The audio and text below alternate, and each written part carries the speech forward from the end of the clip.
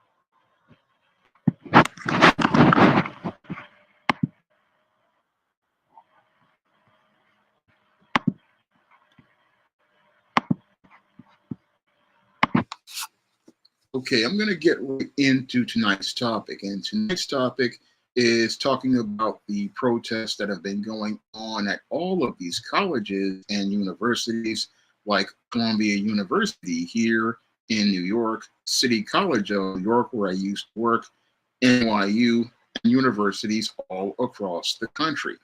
Now, there have been a series of protests where a lot of students have been sympathetic to the Palestinians who have been suffering as a result of Israel's campaign to wage war on Hamas due to the terrorist attack on October 7th.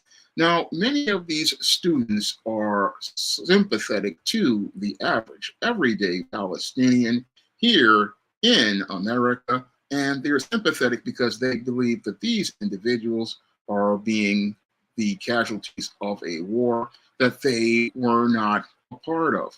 Now, these people, they are out here upset to the point where they're protesting the actions that are taking place in Israel. However, it's their misguided approach that has them completely lost. Now, as I'm listening to a lot of these protesters and watching their actions, they're really showing me how completely out of touch many of these individuals are. Now, here in New York, at Columbia University, about 3 weeks ago, we had a bunch of students looking to go on the main lawn of Columbia University and pitch a bunch of tents in an effort to protest not only what was going on in Palestine, but was also looking to protest the school in an effort to try to so-called make it divest its investment to companies that had political connections to Israel. Now, this whole approach is absolutely ridiculous if you understand how colleges operate and you understand the business of a nonprofit.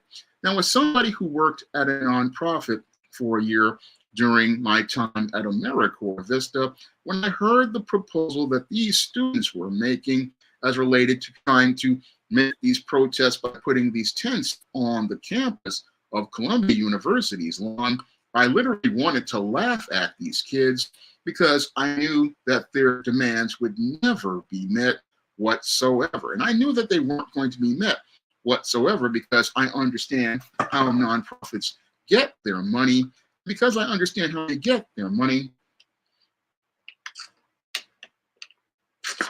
I knew that they would never look to divest their money from any company that was donating them money, because if you understand how nonprofits operate, you understand they are not going to look to divest any sort of money whatsoever, because most of these colleges, because they are nonprofits, they run primarily on revenue streams such as grants, such as endowments, such as corporate gifts, and they don't really care too much about where the gifts are coming from. All they want to do is make sure they continue to receive these gifts in order to maintain their operating budget. And that's where the students really got it twisted. They thought they were going to go and protest these schools and make this demand that they were supposed to divest from these institutions, but no school is going to ever divest any sort of funds because this is how they make their money. So this whole plan was destined to fail from minute one when you understand how the money works at colleges. However, that didn't stop these misguided students from looking to pitch their tent and make their protest for a political cause that was destined to fail, especially when you understand where the money is coming from and who is giving out the money.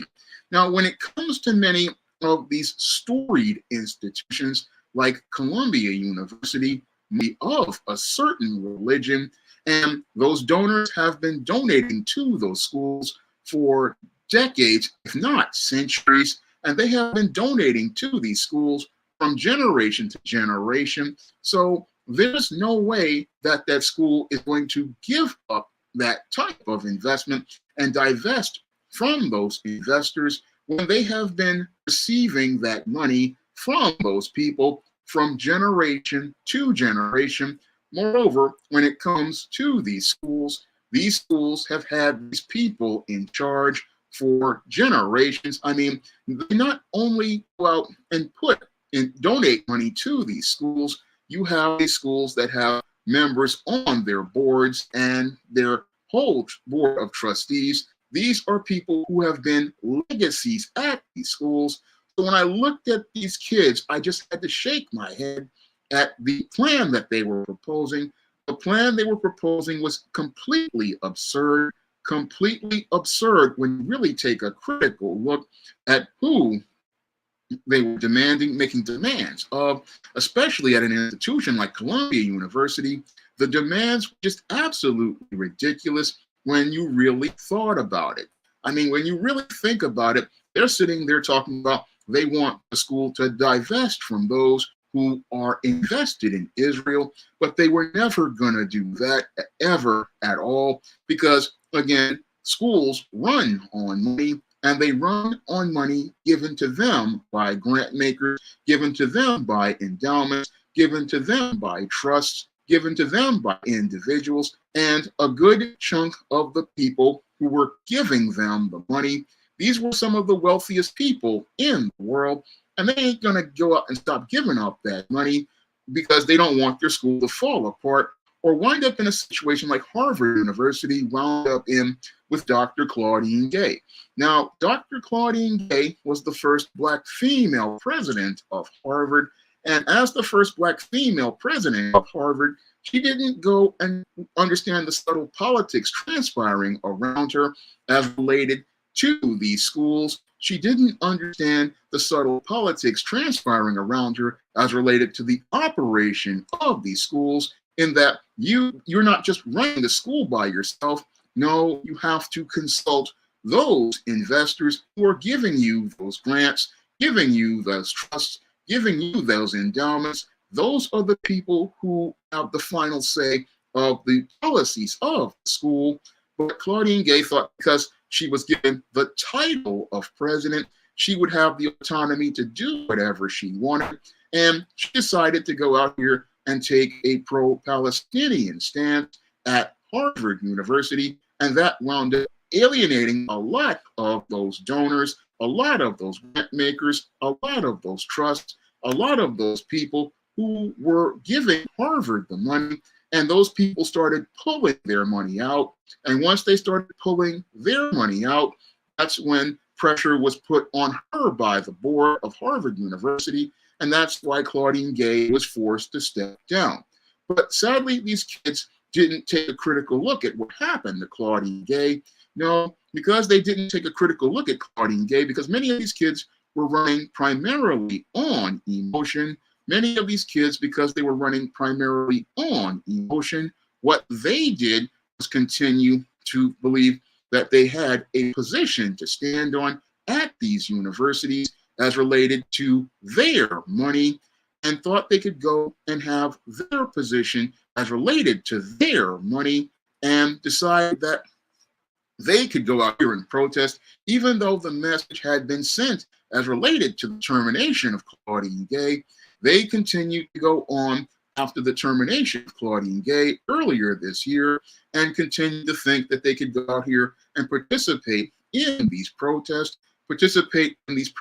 at private institutions, participate in these protests at a private institution, in looking to make a demand of those at this private institution, in trying to say, hey, we want you to divest money you were given by other individuals to provide a standard of service to us. They want to demand that the school divest from those investors. And that's where we got this whole tent situation, which was put into play by a Columbia University president who really showed poor judgment and poor leadership as related to the whole situation, by going to negotiate with these students instead of setting a hard boundary with these students, letting them know that this is not the political position of the school, and you have no say over what goes on at the school as related to those who provide funding to the school. That is what smart leadership would have said as related to that school, because a school's lifeblood is its money, given to it by grant makers, given to it by trustees, given to it by individual donors and corporations. And your job as a president is to be the person who makes sure that the money continues to come in. And this is why smart presidents consult with those people who are the ones who give the school money before they take an action. And sadly, Columbia's president, like Claudine Gay, made the mistake of trying to negotiate with these students, trying to make a negotiation with these students, thinking that, oh, if they have this protest, I can work with them, when there's no way possible for you to work with them, because your job is to be loyal to those who sign the paychecks for the school and pay the operating costs, and let the students know that if they don't like the policies of the school, then they can take their money and they can go someplace else. That's what any smart president would have told these students. Unfortunately, in the case of Columbia University, the situation managed to spiral out of control, as this person just let people just sit there negotiating with them, not understanding negotiating with dysfunctional people is coming from a position of weakness. And when you come from a position of weakness and give credence to a person with an absolutely absurd goal, what you're going to do is put yourself in a situation that will escalate out of control and become completely untenable. And that's what happens on the campus of Columbia University with many of these so-called students. They came onto the campus of Columbia University with their tents, making their protest, talking about how they were upset about the school getting support from companies that supported the political positions of Israel against Palestine, and again, making no logical sense, because when it comes to these colleges, again, this money is basically the lifeblood of the school, and nobody is going to divest their money in any way, shape, or form when it comes to a nonprofit, outside of that company being involved with something that is just extremely heinous. They're not going to divest any of that money. No, the only option that that student has, if they believe that the school's politics are not in line with what they believe, is their only recourse is to just withdraw from that school and go find another school to go to. But when it came to these students, that's where we start to see how much of a spoiled brat many of these students were, and how they had some sense of entitlement, because they felt entitled to continue going to a school that they thought had a political position that they disagreed with. And that in and of itself was even more absurd and showed even more audacity than the original proposal to demand a school divest its money.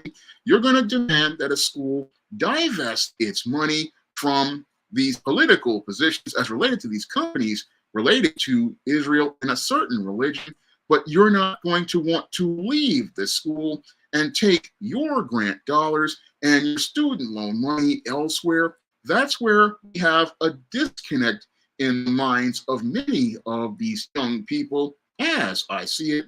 That's where we have the disconnect right there. You're going to sit there and demand that the school withdraw its money as related to its general operating budget, but you're not going to say, okay, I don't like the way this school operates. I don't like the politics of this school. Because if you don't like something, what you do is you take your money and leave, and that's what you do. But what these people wanted to do was have their cake and eat it too. And they wanted to have their cake and eat it too, in that they wanted to be able to continue getting the education at this prestigious school. They wanted to continue getting the degree from this prestigious school. And they thought that this prestigious school was supposed to cater to them, but that's just not how the world works. No, if you have a disagreement with a school as related to their position, you have to leave that school and go find a place that has your position. But that's where it all gets really interesting as related to these students who say they're so sympathetic to Palestine.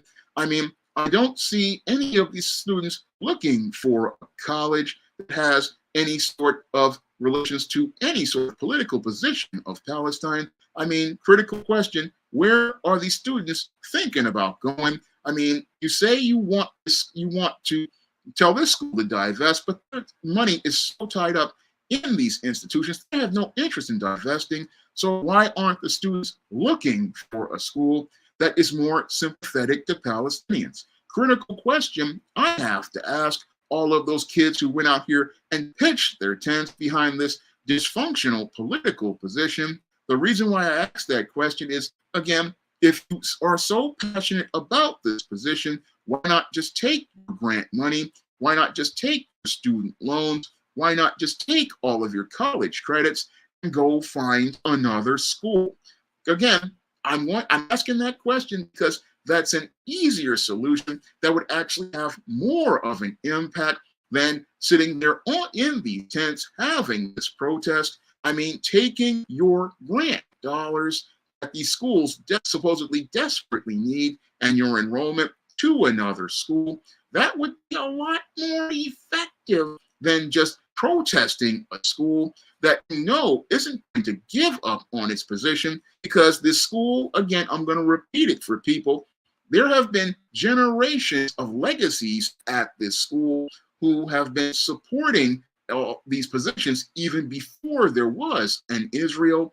Even before there was an Israel, there have been families and businesses and corporations supporting this school as related to supporting people who are Jewish. And again, they're not leaving that school. They have already invested heavily in the infrastructure of that school. So you're not going to get them to be sympathetic to a Palestinian position. That's what people, again, who went to these protests don't understand. And they don't understand this primarily because when it comes to these kids, even though they are educated, are just not smart enough to dig deep and do the research as related to these institutions.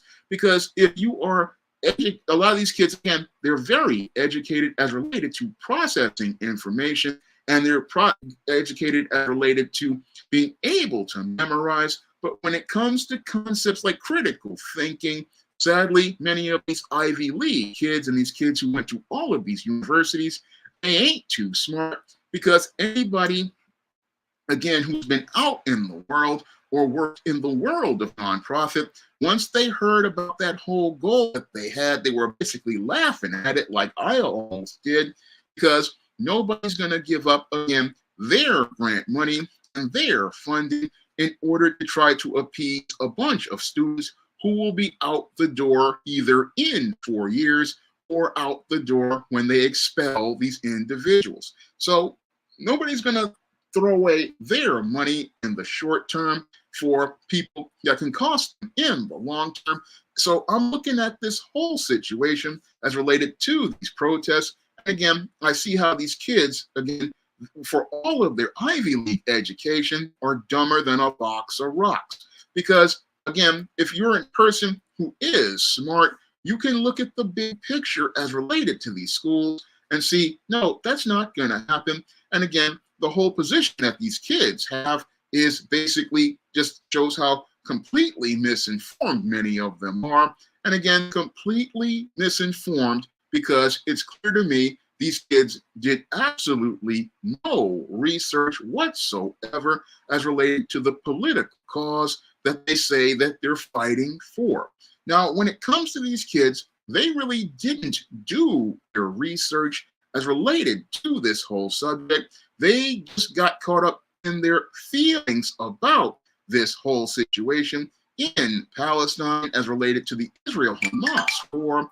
But as they got in their feelings, they really didn't do their research. And this is where I got to hold many of these search engines accountable, because many of these search engines, what they did was create these algorithms that fed these kids this misinformation.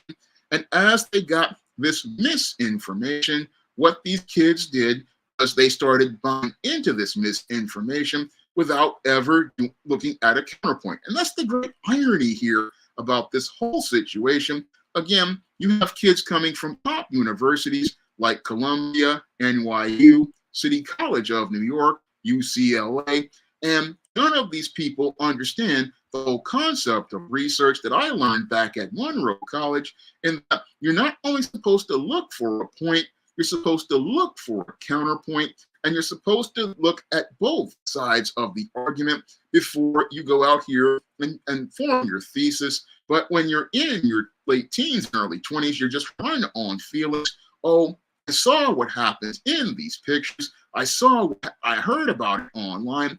But you have to do research on things before you go out here and take any sort of action. That's what I have to do before I ever put fingers to the keyboard for a book, whether it's nonfiction like The Man Crisis or The Woman Crisis, or even a novel like Spellbound or many of my Sir John Haynes series books. I've got to do research to make sure that all the facts line up before I go out and put fingers to the keyboard, because I have to have facts to substantiate things. Unfortunately, when it came to these kids did not go out and look for that information. And as they looked to use the internet, they got fed a lot of misinformation. And that misinformation is what led to these kids winding up getting polarized. And as they got polarized out here, what these kids they got in their feelings about Israel, to the point where they had these positions,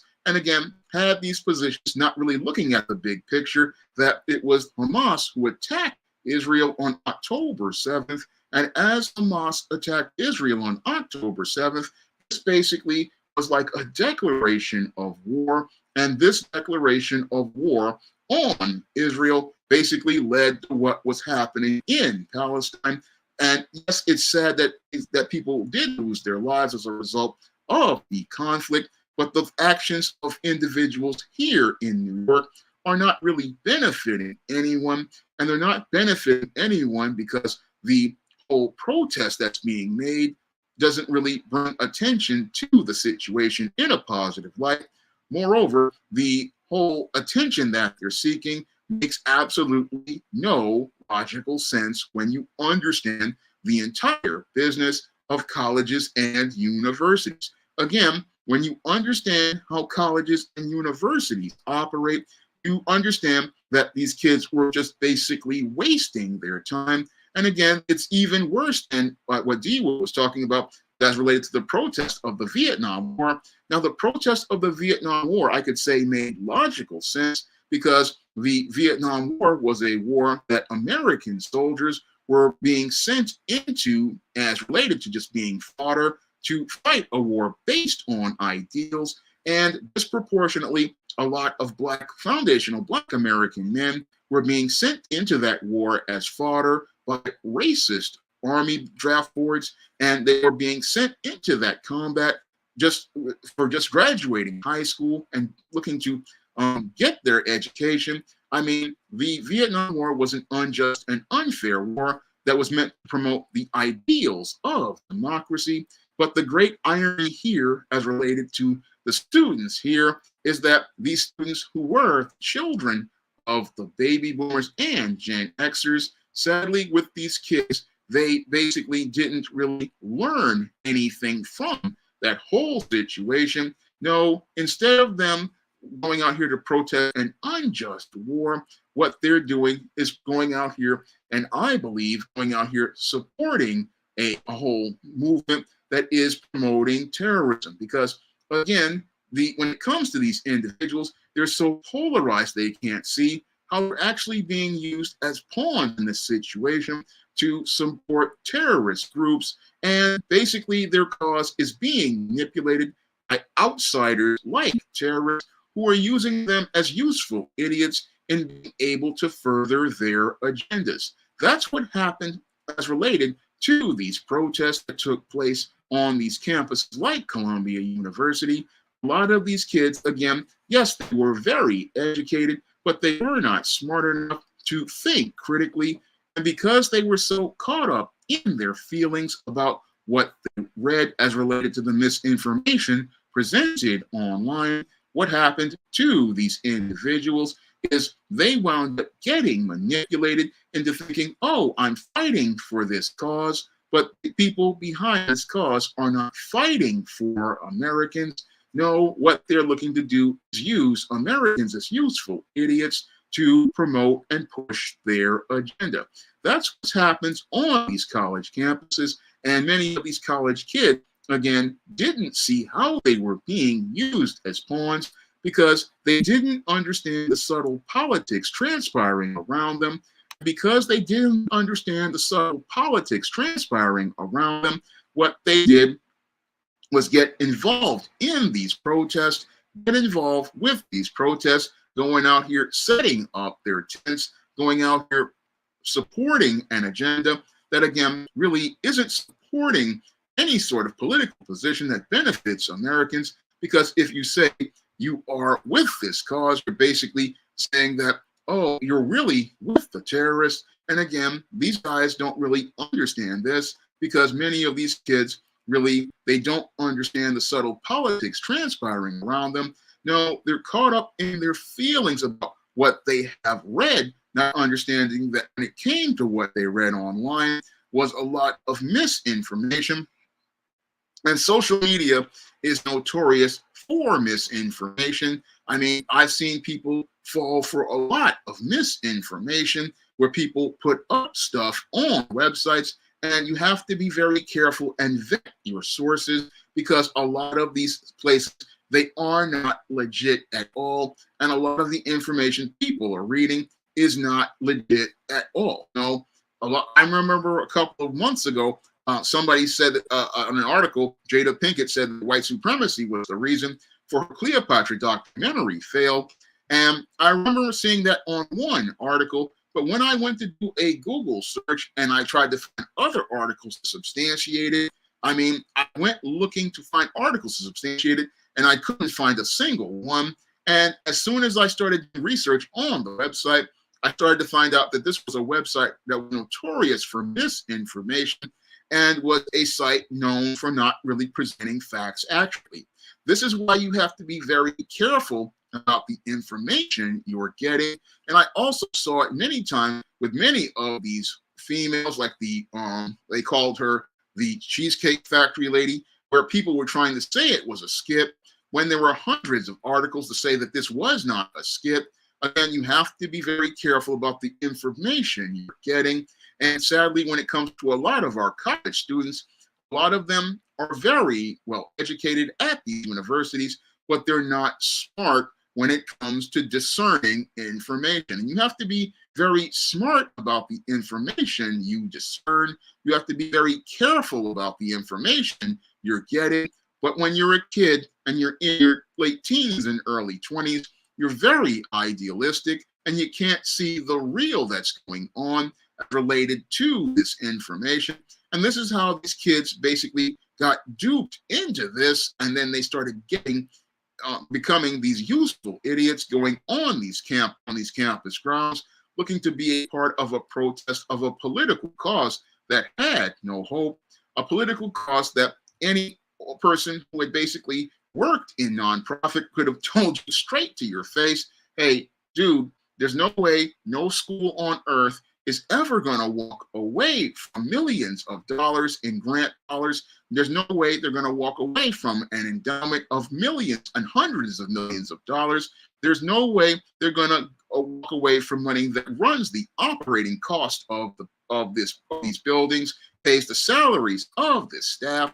There's no way anyone is going to do this, but you have kids out here who think, oh, I'm going to make a difference. I'm going to make my name. No, your name will be mud, and it'll be mud that will be just paved over, or they will put new sod over it like that lawn at Columbia University. They will quickly just forget who you are, and the only person who is going to lose at the end of the day as related to these protests are those kids who basically bought into this foolishness, not understanding that this was a con, and a con meant to make them be the one who loses at the end. Now, Eating Rourke asked the question, what's been the view of New Yorkers regarding the protest at Columbia and NYU?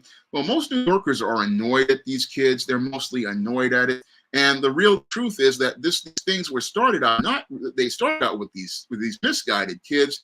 But what happened was you got these social justice warriors and these outsiders and outside agitators who tied on to this cause, and they basically escalated the matter. That's what happened out there, and people started to get annoyed because they saw that there was no negotiating with these individuals, because these individuals never had a goal outside of chaos, because many of them were basically agents of chaos, and they decided to escalate their behavior after 2 weeks. After 2 weeks, these outside agitators decided to start looking to escalate their behavior by taking over Hamilton Hall. And after they took over Hamilton Hall on Columbia University's campus, that's when people realized that there was no way they were negotiating in good faith about looking to get any sort of deal. No, it really didn't want a deal. All they wanted to do was cause a lot of chaos. And that's where the NYPD were called. And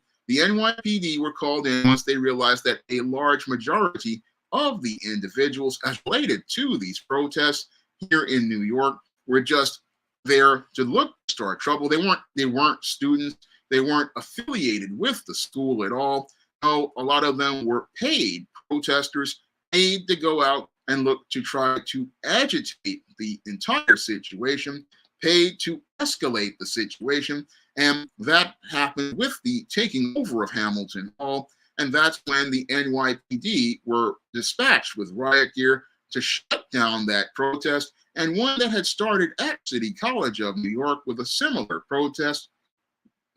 And according to some conspiracy theorists, they believe that these protests were organized by the same individual because they had the same signs, they had the same tents, and you also had individuals escalating their behavior to look to terrorize Jewish kids and kids going to the school to make it unsafe for them. So the entire situation was a hostile environment. It was a dangerous environment. And again, a dangerous environment made by misguided individuals who got misinformation and started to buy into this rhetoric, very similar to the way somebody gets indoctrinated into becoming radicalized, because a lot of people, what they do is they sit there on these websites, unfiltered and unvetted. I talked about this in depth in my book, Stop Simping in Cyberspace, about how folks wind up in the echo chamber, because what they do is they go on these search engines, the algorithm continues to feed them information, And they feed them sites that are just like the one they checked. And what happens is they get a steady flow of misinformation. And that misinformation, as they read the same sites over and over, winds up creating an echo chamber in their heads. And that echo chamber winds up radicalizing this individual, who winds up believing misinformation to be the truth. And that's why you have to be very careful with the internet, because not everything on the internet is presented to you is the truth. No, you have to vet that information.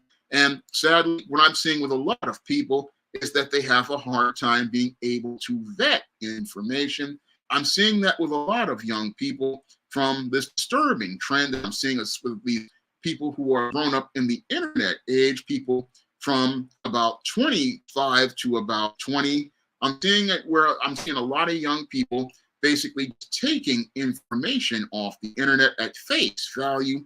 And you have to take information off the internet with a grain of salt. You really have to take this information with a grain of salt, because people will say anything to get attention. People will say anything to get views. People will say anything to get clicks as related to their website. I mean, this is what people do all the time because they want to get attention. So you have to be very careful about the information you get as related to the internet. I mean, you have to be very careful, because that's how you can wind up getting just completely misinformed. And that's something that I try to be careful about when I'm making videos. That's why I always put multiple sources, so that you can get the counterpoints yourself by posting the articles I've read for those videos and the research that I do as part of the research. I mean, I want you to be informed. And again, when I look at these kids who were on this Columbia University campus, the NYU campus, the City College of New York campus, the Fordham campus, a lot of these kids, again, they bought a lot of misinformation and they believed it as truth. And what's even sadder is the professors at the school further reinforce this misinformation instead of setting those kids straight,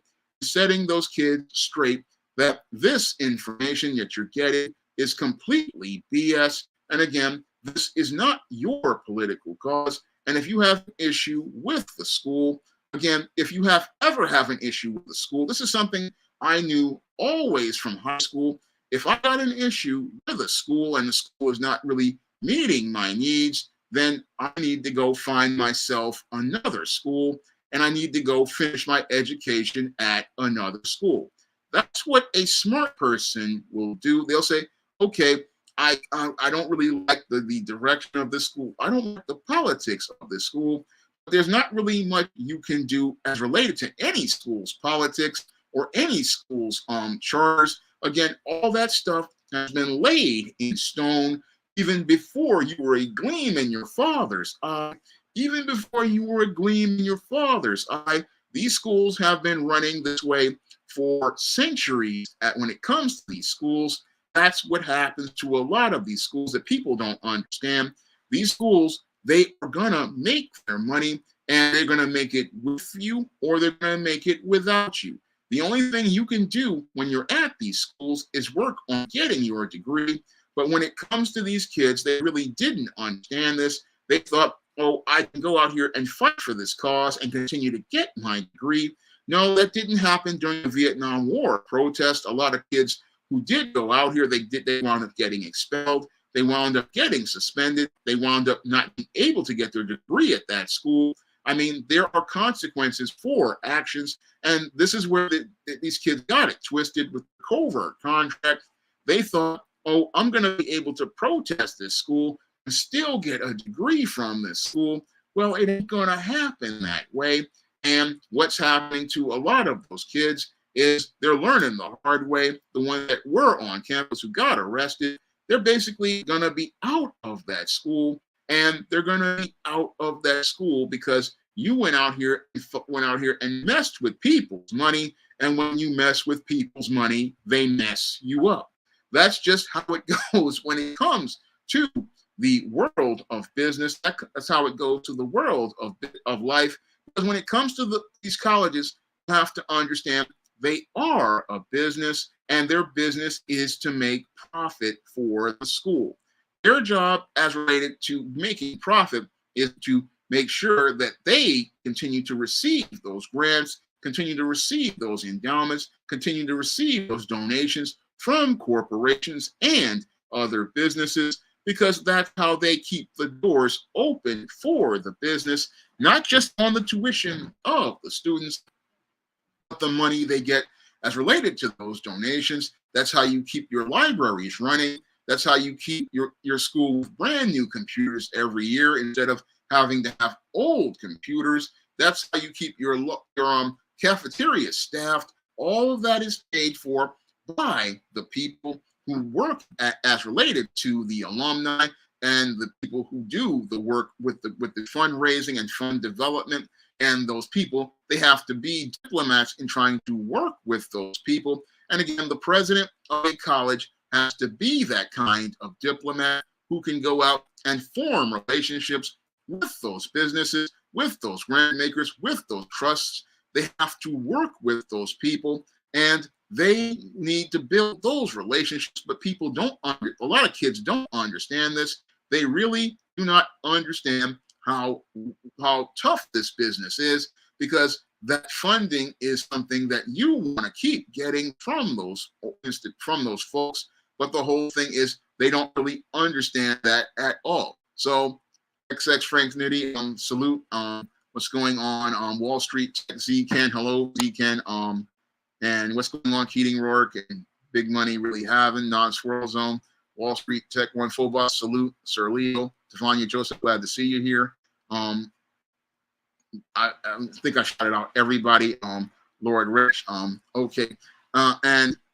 But people don't understand how colleges run as a business, and they'll sit there and go, oh, they were just being hard on these kids. No, I believe the Columbia president basically was really being weak as related to the whole situation. AKG hacks. What they were really being hard. She was really being soft in the situation, trying to work with these individuals, because the whole thing is that when you sit there and negotiate with people as related to an absurd cause, you're not really going to get anywhere with them, because when it comes to the business of a college, again, students don't have a say in how the funders give them money. They can have a say on how money is spent as related to how services are allocated, but they do not have a say on who is giving them the money, because in many cases, the money is very competitive. I know this from my days of working nonprofit at Strive. It's very competitive to try to get that grant money. It's very hard to get that grant money, especially when you're talking about millions of dollars. I mean, it's a lot of schmoozing and, chatting people up to get them to give you $1 million. And these kids don't understand the people. They're alienated. And these kids, again, some of them, they don't know what money is or how money is made. So they don't really understand what's the real deal with the money at these colleges and universities across the country. They're out here making a protest for a political cause, not understanding it's a political cause. That's one that's lost, because it's one that runs counter to the politics of the people who are basically giving the school the money. So that's where they get it all twisted and thinking they can have an influence on that money. And again, it's just a complete waste of time, because again, if you want to have an impact on a school, you have an impact on the enrollment level. But these kids don't want to have that impact on the enrollment level, because that means that they themselves would have to lose the prestige of an Ivy League degree on their resume. And they want to again have their cake and eat it too. But you can't have your cake and eat it too when it comes to political protest or protest overall. There has to be sacrifice. This is something that I learned from the late David Carroll when he talked about Muhammad Ali. Muhammad Ali, when he said he didn't want to go to Vietnam, sacrificed the World Heavyweight Championship in order to stand up for his cause. But when it comes to these protesters, they're not going to sacrifice anything. They still want to have the Ivy League degree, but they don't want to walk away from that degree in order to stand for their political cause. Now, I find it interesting that if we were to put these kids in a situation that their baby boomer fathers and grandfathers were in, where these kids would have to go fight for Palestine, I guarantee you there would be a completely different response from these same kids who said that they're out here marching and protesting.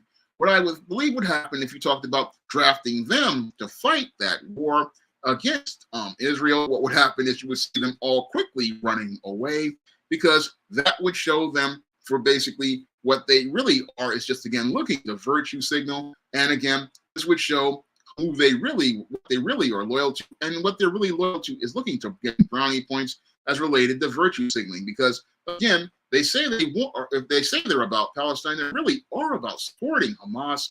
And they don't really understand what that means. Oh, I do believe some of them do understand what that means, but they sit there and say, oh, we're for this, but they don't understand that when you're for this, you're actually for Hamas. And that's where they don't really understand this is you supporting terrorism, because that's exactly what these individuals are doing when they have these protests. As I see it, you're basically supporting terrorists.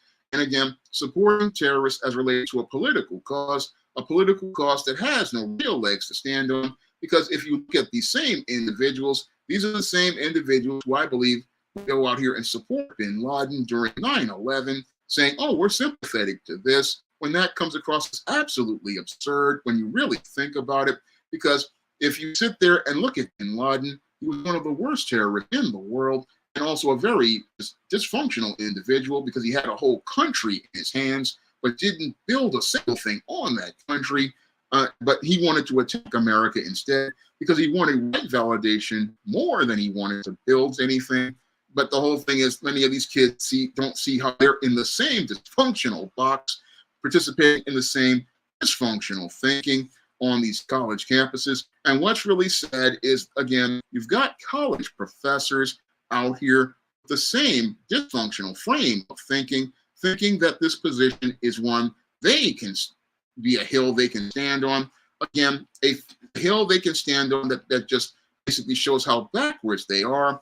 And in some cases shows me how many of these people are spoiled and are taking their lives for granted. Taking their lives for granted because you're sitting here looking to fight for political cause and steer kids towards political causes that really don't benefit them and don't benefit them at all, because they're sitting there fighting for a country, fighting for somebody else's country, but not looking to set a direction or a course for themselves. Because many of these kids, again, they're looking at messing up their entire life. I mean, you're messing up your education, messing up your career, messing up your entire life over somebody else's political cause, and not thinking about your own life. Again, not thinking critically about this whole situation or the subtle politics transpiring around it. Not really thinking critically about the subtle politics transpiring around this situation, because many of these individuals, they're just sitting here looking to, again, virtue signal, looking to go out here and say, I was a part of a protest, but that protest really wasn't one that was one standing up for anybody's rights at all. No, because if you're out here supporting this group of people, what you're doing is supporting a group of terrorists who are looking to terrorize people. And again, this is a bad position for many of these protesters who are out here setting up tents and thinking they're doing something, when in actuality, all you're doing is supporting the wrong side, which is the great irony, because that's what your grandfathers who were a part of the Vietnam War said. They said this wasn't our war, but ironically, you've got the grandkids going into a war that isn't theirs. That's the whole just really crazy thing about this whole situation on these college campuses. You've got kids going in an opposite direction of their grandparents, going in a completely opposite direction as related to where the grandparents were, because their grandparents with the Vietnam War said, hey, this isn't our war. This isn't isn't our right to fight for somebody else's democracy. But here we have a bunch of individuals who are out here looking to fight for somebody else's democracy, and really looking to fight this, just continue to participate in a just complete mess of a system.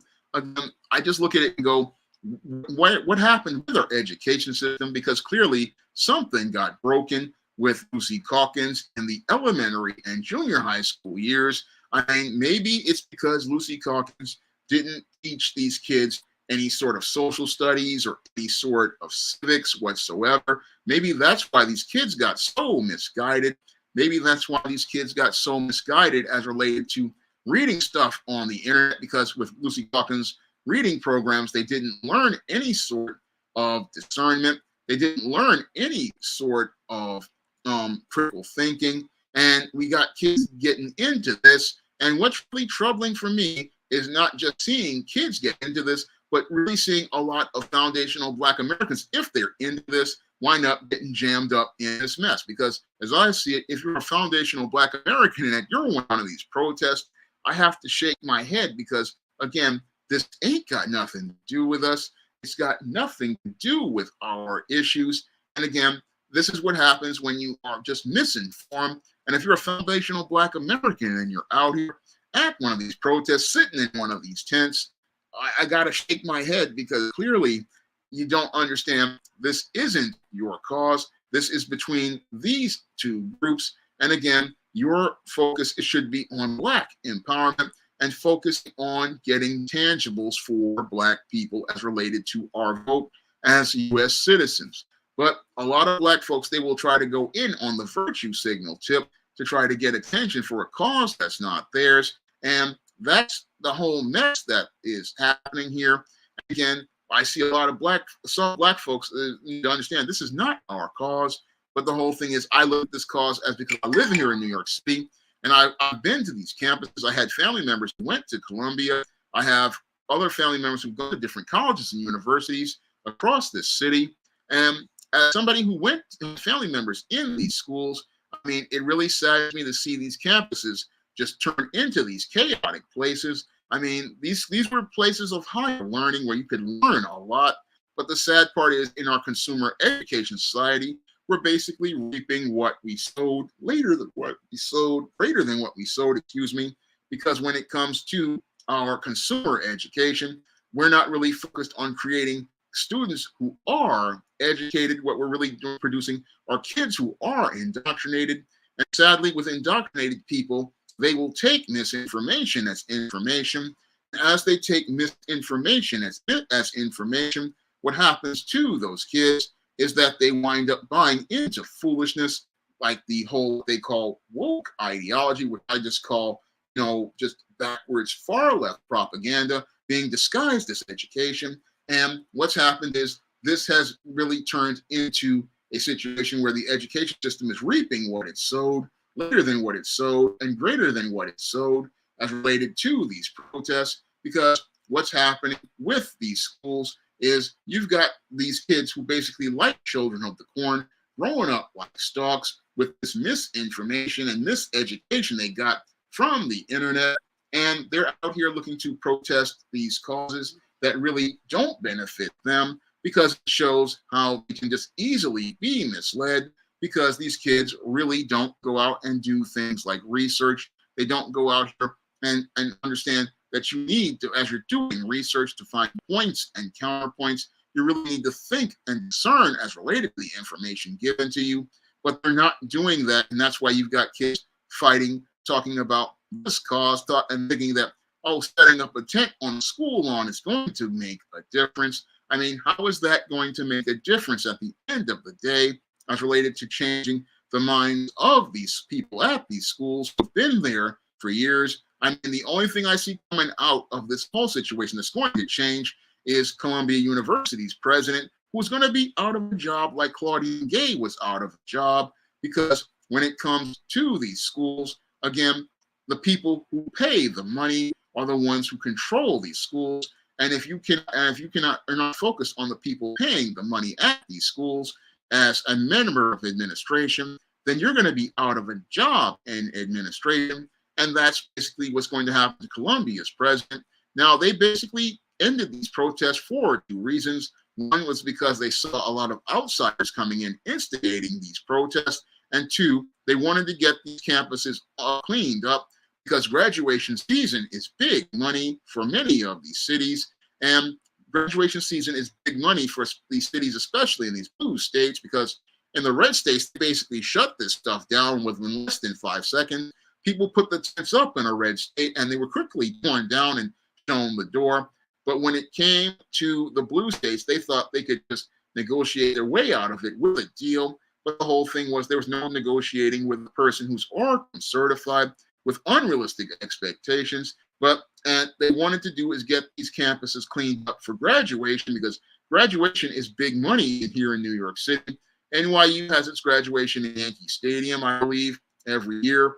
And that's thousands of people flying in from all across the country. Same thing with Columbia University, where people are flying in all across the country, and Baruch College. And many of these colleges, again, they make huge money from graduation, from kids flying out, and then afterwards the kids graduating, and then new kids flying in for the next semester. So one of the reasons why they basically broke up these protests, not only because individuals were escalating their behavior, but they were also looking to shut it down, because this was starting to really mess with the big money. The big money for colleges is graduation, because commencement, again, means a lot of money, not only for the school as related to merchandise and memorabilia, like college degree frames and t-shirts and stuff like that. It also means money for the neighborhoods with the restaurants and all the travel and stuff and hotels. And it also is huge money, because if these kids do graduate, some of them do go on to grad school in the same area.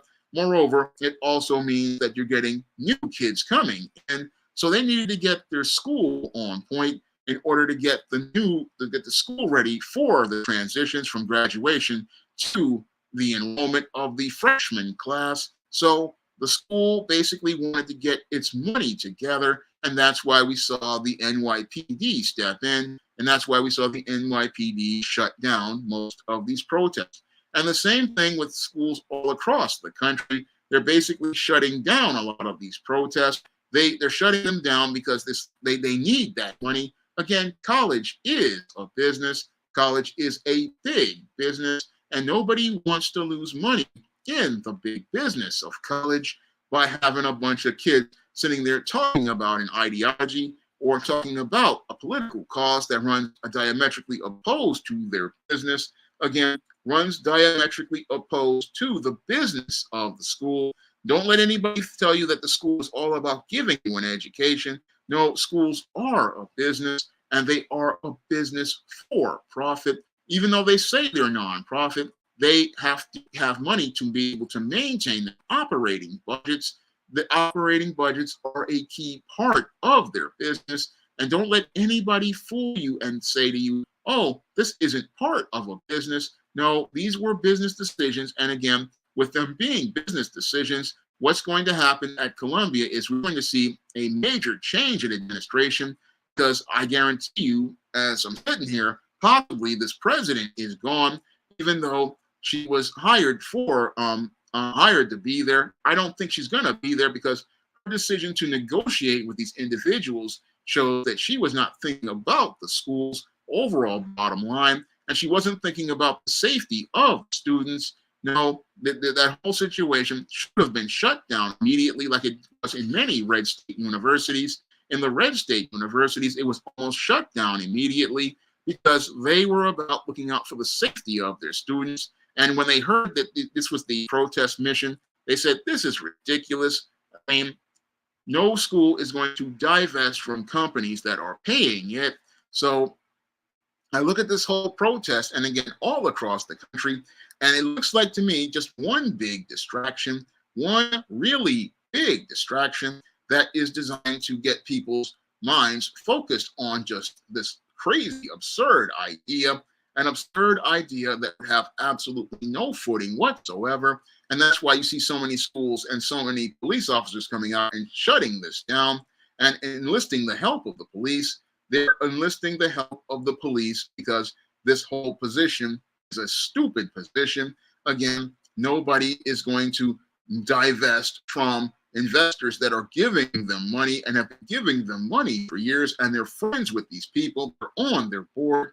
I mean, that whole demand was one of the stupidest demands I have ever heard, and just shows how immature any of these people were.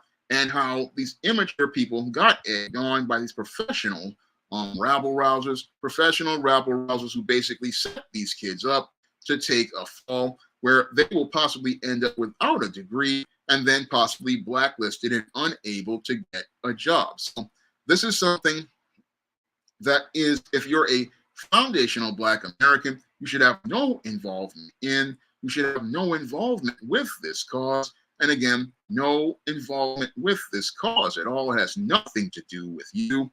Has absolutely nothing to do with you. And you need to be focused on our tangibles, focused on a Black agenda, because this agenda is Arkham certified. And when I heard about it, I just had to shake my head, because I said, you know, these kids really, they really show they don't really have much common sense. Again, they got a lot of book sense, but because it's just completely backwards to get involved with a political cause with people who really don't want to see a foundational Black American do anything at all.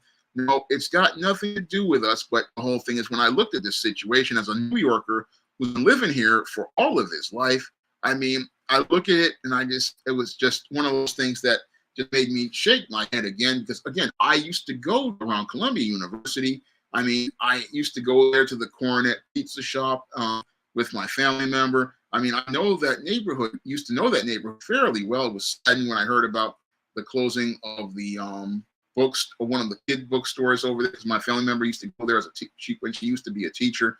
I forget the name of that bookstore. It was Bank Street Bookstore. That was sad to hear about that bookstore closing.